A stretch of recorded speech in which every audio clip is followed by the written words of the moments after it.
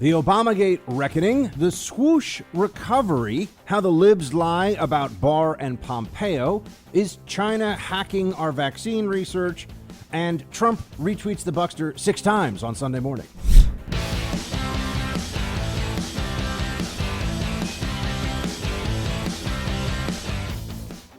Welcome to the Buck Sexton Show, everybody. Thank you so much for joining on this Monday in the middle of May. It does not feel like it normally would this time of year because we are in the midst of this continued battle to get our lives back.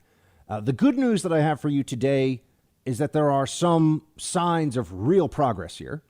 The stories that we were told about Georgia, for example, well, let's actually step back for a moment. With Florida, we were told that they were moving too late and so they would hit catastrophe.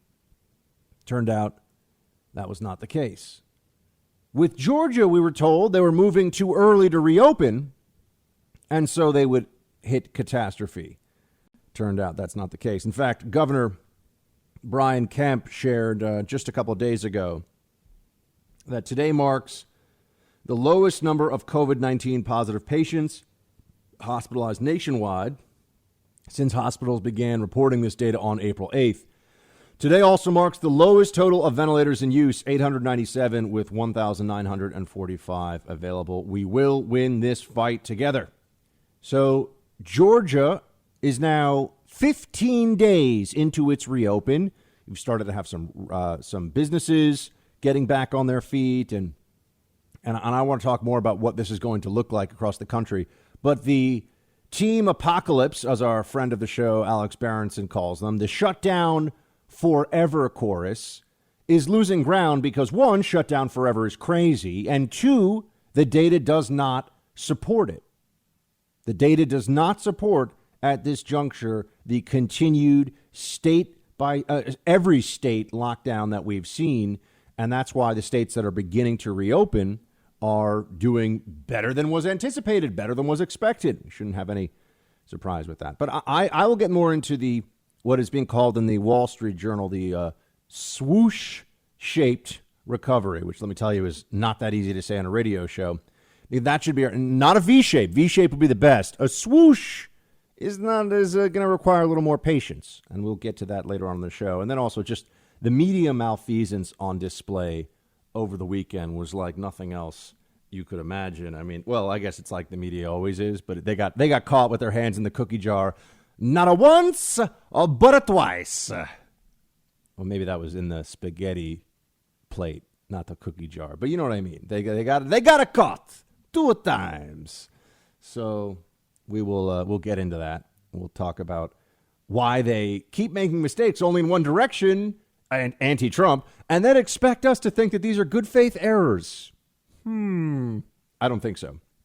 But I want to start with what I think is or I should say transition. This isn't really the start anymore, is it? Team, I missed you over the weekend. I had way too much time on my hands to read, finish up some research on the Malta podcast, which producer Mark will remind me of today if I don't say it out loud. So it is coming.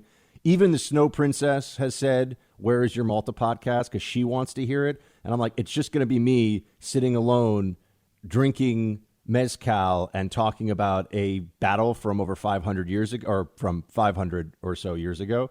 And we'll see if anyone likes it. And she's like, do it. So there is no do or do not. There is no try. That's where I am on this. So it is coming.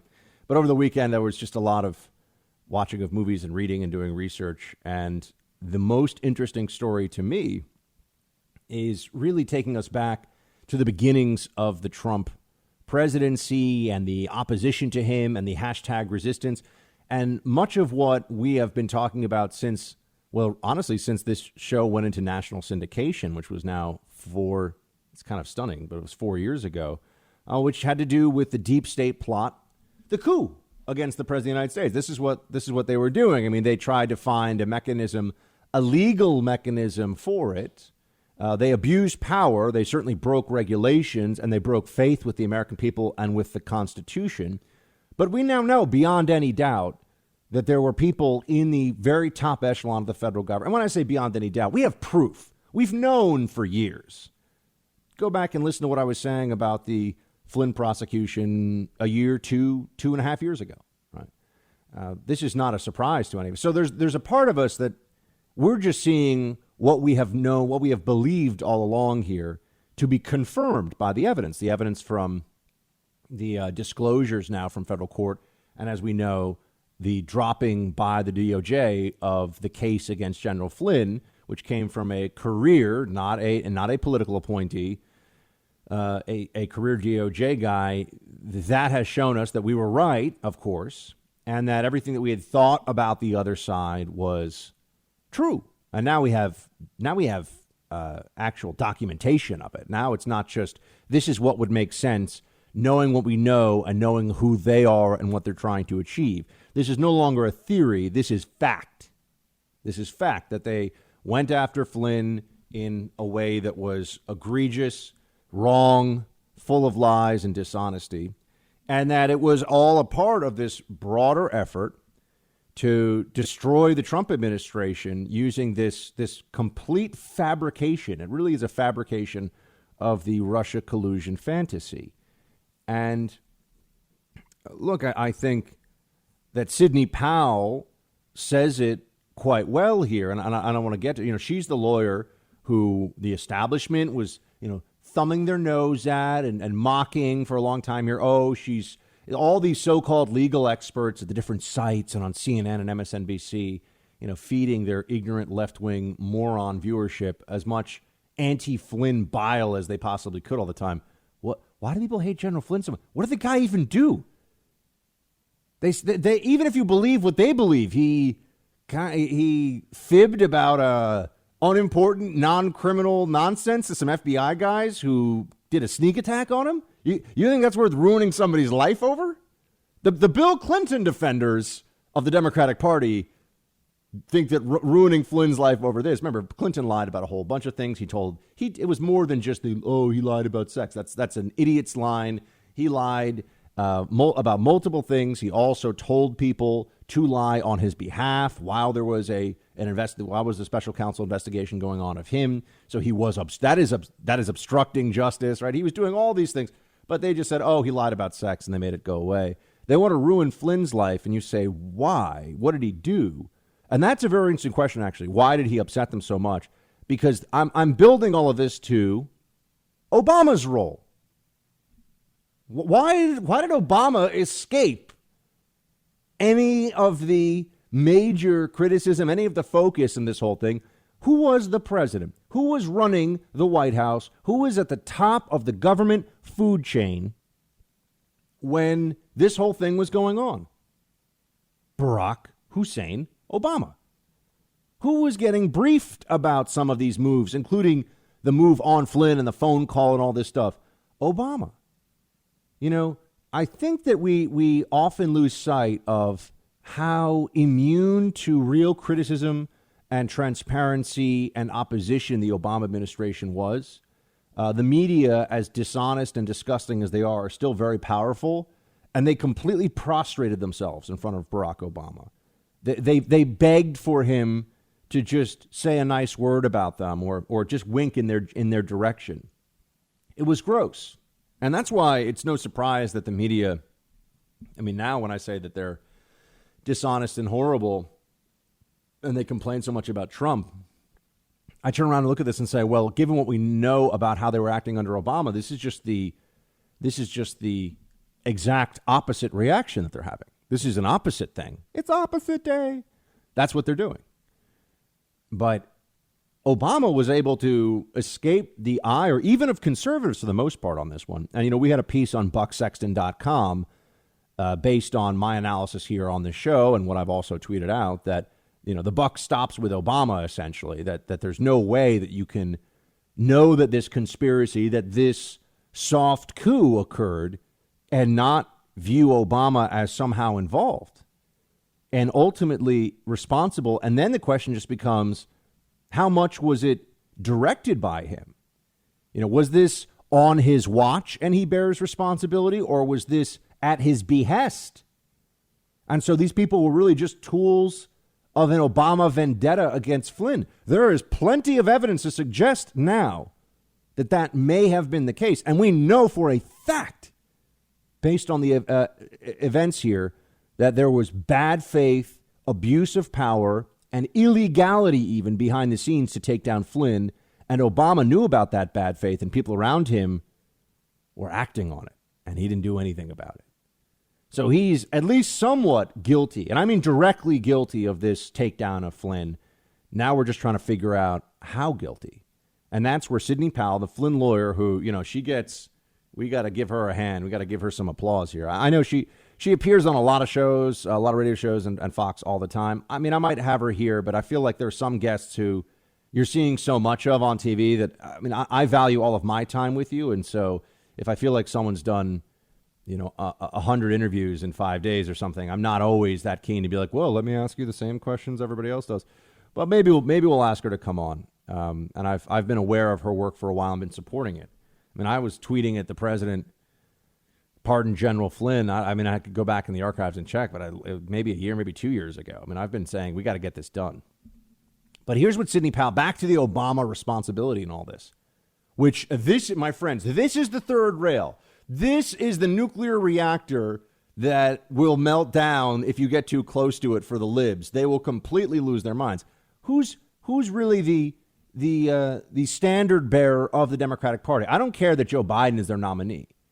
Who do they rally around and point to and say, see, this is what the Democratic Party is really all about? It's not Hillary Clinton anymore. It's not Joe Biden. It's still Barack Obama. So as a symbol for the Democrats, he's very important. And as a, not necessarily a kingmaker, because he wouldn't step in and say he was going to be on Team Biden here, but certainly as an influential figure in the Democratic Party. But even more than that, the story, the mythology of Obama. For decades, you're going to hear people on the left, Democrats, who are trying to turn this country socialist, who will point to Obama as the sort of modern FDR, like the paragon of Democrat Party virtue for a long time thereafter. And that's why they get so testy about it. That's why they get so touchy when you bring up anything that happened with him. And here, anything that President Obama himself may have done that was not acceptable. That was a problem. Here's Sidney Powell, lawyer for General Flynn, giving her analysis of this one. Play 3. So then they dispatched Comey the very next morning to brief President Trump only on the salacious aspects of the dossier on January 6th to set the news hook for BuzzFeed and CNN to run with the dossier they knew was a lie. Then Peter Strzok is watching CNN report on that and text about he and Priestap sitting there watching it and using it as a pretext to go interview some people. So the whole thing was orchestrated and set up within the FBI, Clapper, Brennan, and in the Oval Office meeting that day with President Obama. So you think this goes all the way up to the top to President Obama? Absolutely. It absolutely does. The only question that remains is not whether Barack Obama was in on it. It's whether Barack Obama was the one directing the whole thing. Because if you read a news story about some European country where after a fair election, the outgoing president used his last weeks in office to target incoming officials and sabotage the new administration, you'd be appalled. But it happened here, my friends, and half the country thinks it was just fine.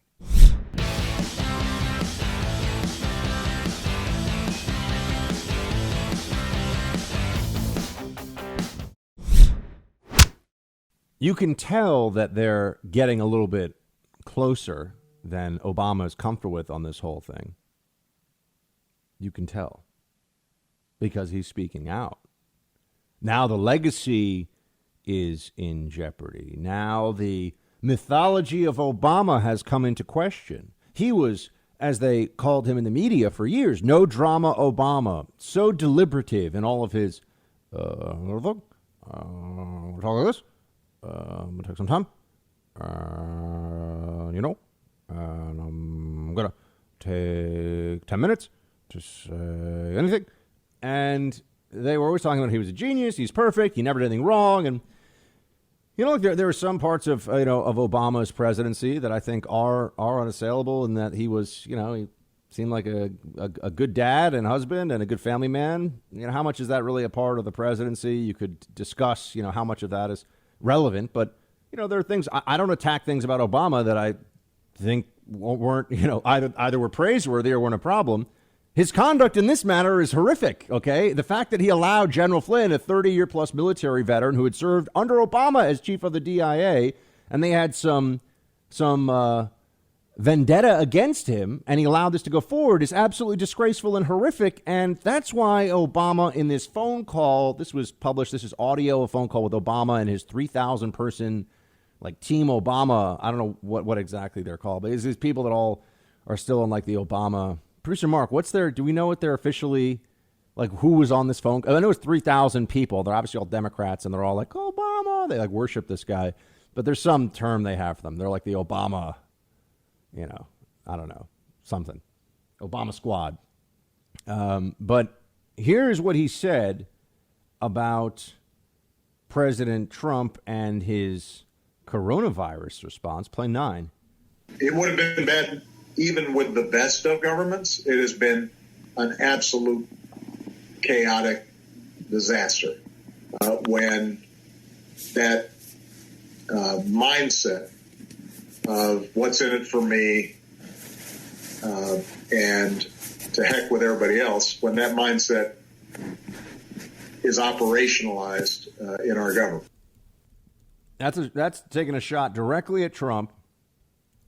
And I mean, it's not even an intelligent analysis of the situation. I mean, to say that, because of Trump is what's in it for me. What are we now going to do the same thing we do at the Trump Hotel? Oh, he's selling cheeseburgers to people. They must own Trump now because he's selling them cheeseburgers. This is this is the president speaking to former members of his administration to rally behind Joe Biden. I don't know. There was some. Yeah, it's basically like Team Obama. I mean, I don't know what it's. He has this group of people that are all former Obama folks that he talks to on the phone. Anyway, Obama also went on to say that the Justice Department, that justice itself is at risk here because of this. He must know that this is going to leak out. This is not a surprise. So he's taking shots at Trump now, but pretending that he's not. Kind of. This is one of these old political tricks where, I would never speak about how, my opponent is actually a terrible human being and nobody should ever vote for him. That would be beneath me. But here's what I'm going to tell you about Obama. He's never been up against somebody like Trump. He's only been up against McCain's and Romney's and people who weren't willing to really fight, weren't willing to really say what they thought about a situation or an individual. And don't care what the media says about their commentary. So, Obama is not a political brawler, my friends. He was very, very taken care of and held up and protected by the media. If he starts throwing some jabs at Trump, he might find himself on the other side of a rhetorical haymaker pretty quickly. It might get pretty rough for Obama, but you know what? Obama's ego. He won't be able to resist.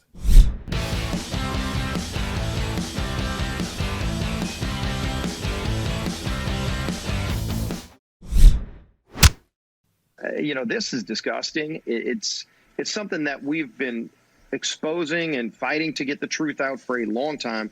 We're talking years to try to get the facts out on this. The FBI and some of the holdovers in the Justice Department were trying to hide this from getting out. Adam Schiff was trying to mislead people about what was going on here. But this was a setup by some real dirty cops within the FBI and the Justice Department. And how high does it go?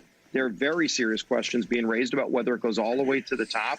And did Barack Obama and did Vice President at the time, Joe Biden, know about this and encourage it to happen, let alone let it happen? Because, as you pointed out, the FBI had previously made a decision not to go forward with a prosecution of General Flynn because he didn't do anything wrong. And instead, a few of the dirty cops wanted to set him up because they ultimately wanted to take down Donald Trump, even after he was duly elected president of the United States, with nothing behind it. There was no evidence except the Russian disinformation that came from the Steele dossier, which was fueled by Democratic Party operatives tied to Hillary Clinton's campaign. This is disgraceful. It's even worse than that.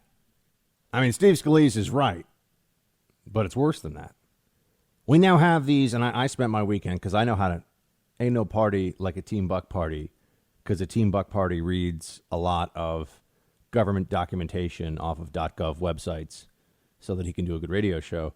The U.S. House of Representatives Permanent Select Committee on Intelligence has now, HIPSI, has now posted the Russia investigation transcripts and documents from 2017 and 2018. And now you have to skip past the fact that the way it's offered to you, the way it's presented, because the Democrats are in the majority in the House, is like an MSNBC screed. So you have to avoid that. It's, Adam Schiff, was this okay? This is terrible. I hate Trump.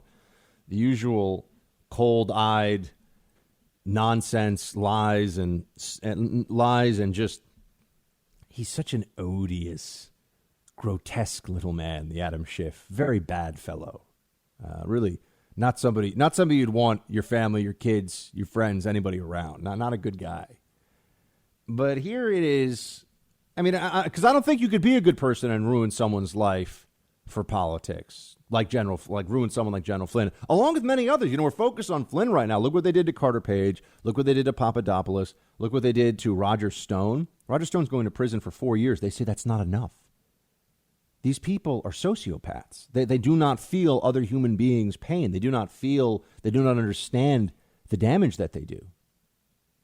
In fact, they revel in it. They think that it's justified. It's even worse than that. I'm sure some of you would write me that right now if you could. Oh, no, Buck, it's not that they can't feel. They like the pain the others feel. They like the ruination of Roger Stone and Manafort and Gates and all these different individuals. Now, I would want to say here, there's the difference between what justice demands and what makes wild-eyed partisans feel good. Manafort didn't pay his taxes. Should Manafort get in trouble? Yes. Was he treated horribly? And I'm also somebody who thinks, I know this might be a little controversial. I think you cheat on your taxes the first time. They take all the money owed and they take a huge fine out of you. I don't know if you go to prison for a long time for that. I mean, I'm not sure that I'm okay with that. In fact, I'm not okay with it. So I know some of you may disagree with me on that, but you cheat on your taxes. You should have to pay restitution and a big fine. You do it again, maybe, they have to lock you up for a little bit, but you do it the first time. I think you get a one. I mean, that fine should hurt. I mean, basically whatever the money was you didn't pay, you should probably double it, right? But anyway, I don't want to get too far into this. I just think that we all agree that taxation is theft, right? It's legalized theft, but it's crazy. And there's so much of it going on. And the government is spending your money in ways that are debasing the hours of labor and all of the assets that you have. I mean, we don't see it and feel it in real time, but it is happening. But anyway, they want to destroy people. Sorry, I was getting a little too Ron Swanson there with taxation or stuff, but we'll talk about that another day. Probably July 15th, which is now the new tax day for this year. But they destroy people. They don't care about the fact that they're destroying people, and really they celebrate it. I read through some of these there's a lot of them. I read through some of the transcripts over the weekend. One of the better ones, well, there's a whole bunch of them. But one of the better ones is, you read through Carter Page and you read through Donald Trump Jr. and you read through Sally Yates. We'll get back to Sally Yates, Brad Parscale, just so many people. And a lot of them were, I believe, paying their own medical bills. Legal bills, not medical bills. Whoops. Legal bills in this process. Corey Lewandowski. I mean, you can read all these very long interview transcripts. And here's what comes across. They knew that there was no Russia collusion, that there was nothing there. And there were people who were interviewed here under oath, including McCabe and, obviously Adam Schiff had all these people talking speaking under oath about things. They, behind closed doors, were saying one thing, and Schiff and other Democrats were hearing it, which was that there's nothing. They don't have anything. There's no Russia collusion. And then they'd go right out. I mean, Schiff would go right out on MSNBC on a TV and say, oh, there's definitely collusion evidence out there. And, this person is a fraud. He's a liar. He should resign. He should no longer be in office. It's a disgrace. A disgrace what he did. And many others, too. Many others. These people should lose their positions. They won't, because they were doing the dirty work of their partisan apparatus. Representative Lee Zeldin, for example, is out there saying that Schiff should resign, in fact. Play clip 7. Well, Adam Schiff should not be the chair of the House Intelligence Committee. His gavel should be removed. He should be censured. He should resign. There's a lot that should happen, but Nancy Pelosi isn't going to punish Adam Schiff. In fact, that's the reason why he has the gavel in the first place. He's the chair of the House Intelligence Committee, which became the House Impeachment Committee, because of the way he writes these fairy tale parodies.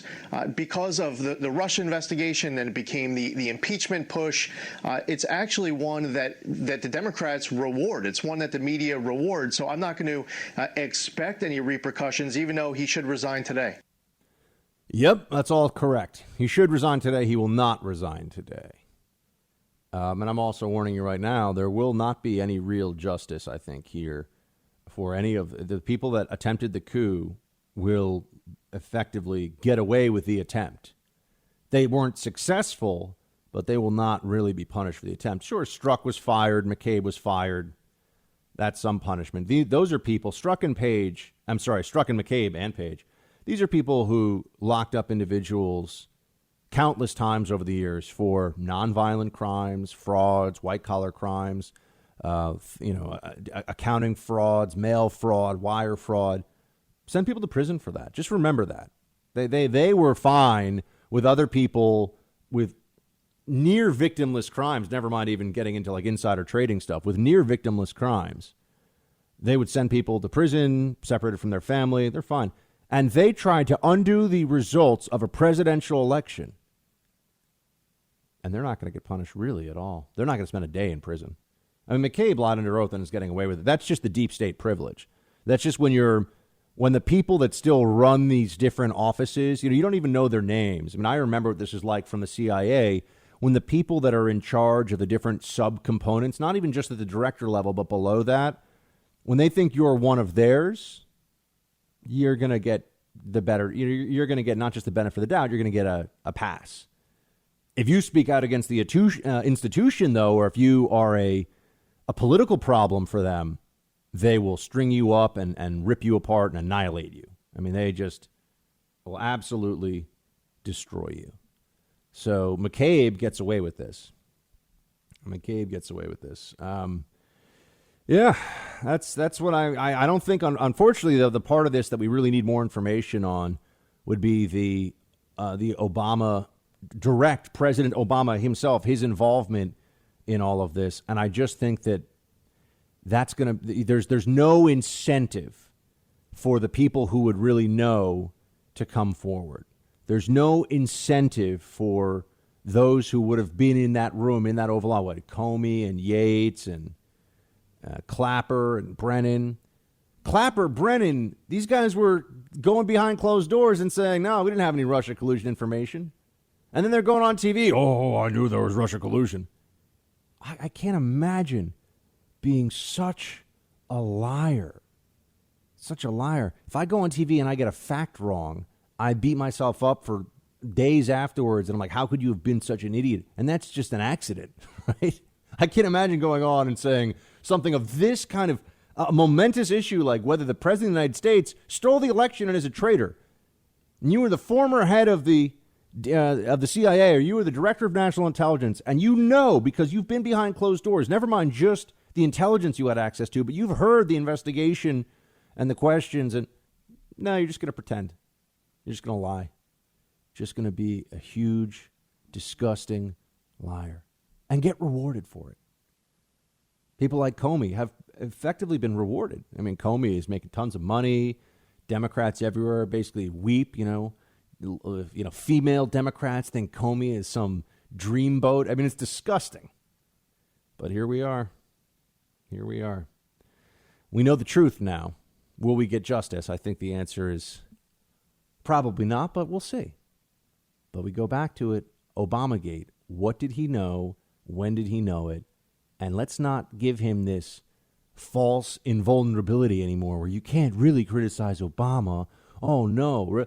So Comey, Brennan, Clapper, Yates, all these people, Loretta Lynch, all these people were in on it and were being completely and utterly corrupt. But Obama was above reproach. He was above all this. None of us believe that.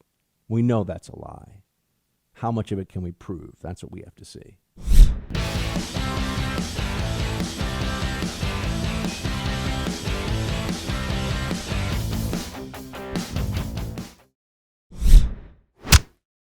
When I say that the mainstream media is full of frauds and liars, I really mean it, because I'm not a fraud or a liar. So when I tell you that, it's really, really true. We had some fantastic examples of this over the weekend. I mean, really, really crystal clear stuff. And they went after the two most effective members of the Trump cabinet, and certainly the two most effective, not just at their posts, but also at dealing with the media garbage. So the left is all upset because they really wanted General Flynn to be ruined. And that was really important to them because this was part of their whole General Flynn he pleaded guilty. He pleaded guilty. That means he's bad. And everyone around there are a bunch of like hysterical little children about this. And it turns out that the whole thing was a sham and they forced a plea based on lies and pressure that they hid from the court. And it was a fix. It was like a Stalinist show trial. The fix was in. This was not about justice, okay? So they can all cry all day, but the fix was in. We know that. But now they want to go after somebody else. They want to find some way to suggest that this was wrong, that Flynn shouldn't be exonerated, that they shouldn't move past, that we shouldn't be able to move past that initial false guilty plea. Forced guilty plea. And can I also just point out to you for a second, I haven't mentioned this yet in the air, but I meant to. How many times before have you seen liberals argue, oh, he pleaded guilty, but that doesn't mean anything? Tons of times. Tons of times. My friend Ann Coulter came on air with me recently on WOR radio in New York, and she said that, you look at the Central Park jogger case, those kids were on video confessing and with detail, with adult relatives present who were telling them, yeah, tell them what happened. We know you did bad things. And they confessed on video and we're told that those confessions don't count. So, I mean, the whole, they pleaded guilty. You pleaded guilty, you don't get the questioning now. This is a new standard that the left has come up with for Flynn, which is total crap, as we know. But okay. Now I just had to note that. I think that's very important for you because they have no standards. Once again, no standards, no principles. I mean, if these people were in charge, I can tell you this right now. If whatever offense I could ever be guilty of against the state, irrespective of whether they knew my politics or not, I would want a conservative judge and not a liberal judge. Not because I think that a conservative would view me favorably in some way, but because at least a conservative believes in the law. The liberal judge maybe has some policy bone to pick with people, or the liberal judge, views himself or herself as being part of a giant social engineering experiment of progressivism and leveraging the power that he or she has from that bench as part of that process. So you can't look, libs, you can't trust them. That's really what it comes. Can't trust libs. Can't do it. Speaking of which, Chuck Todd. Why this guy has a show, Meet the Press, which used to be Russert's show. And Russert was very widely liked in D.C. I mean, he was a liberal, but he was at least a liberal that put on a good show of being reasonable. Made it seem to people. He was a liberal, though, but he made it seem to people that he was reasonable and did a good interview, apparently. I never really watched the show, so I don't know. So I'm just basing it on what I've read and what I know, what I've heard. But Chuck Todd is a kind of, mealy mouth, kind of, I don't know. I don't understand. What is the appeal of Chuck Todd? I mean, he's friends with people who make decisions at NBC, I guess. Oh, and he'll do exactly what they tell him to do. And he's sort of, he has this way of, I'm very into politics and I really want to ask political questions. And he's I don't know. It doesn't make sense to anybody who's paying attention to anything. But Chuck, I can't imagine being Chuck Todd's audience. Yeah, this guy's really impressive. He's really smart. He's really good on TV. Any of these things. The guy has no ability, no talent whatsoever, other than just sort of, weaseling his way through the corporate media infrastructure to get into a position of influence and authority. And now we're supposed to say, oh, Chuck Todd. I've been saying, Tapper, Todd. These people with the Sunday shows are horrible. They're horrible. They're just frauds. They pretend, oh, I'm just asking the real question, doing the real journalism. They're DNC hacks, and it's a joke. That's why people in my business, a lot of them watch these Sunday shows, and then they'll like text me, say, "Do you see this?" And no, I didn't. I don't know. I'll watch the clip afterwards when I catch them being frauds, which is what we have for you coming up. But I have to take a quick breather here, and then I'll come back and play you the media fraud on the other side because I got too excited about other side notes in my story. Stay with me.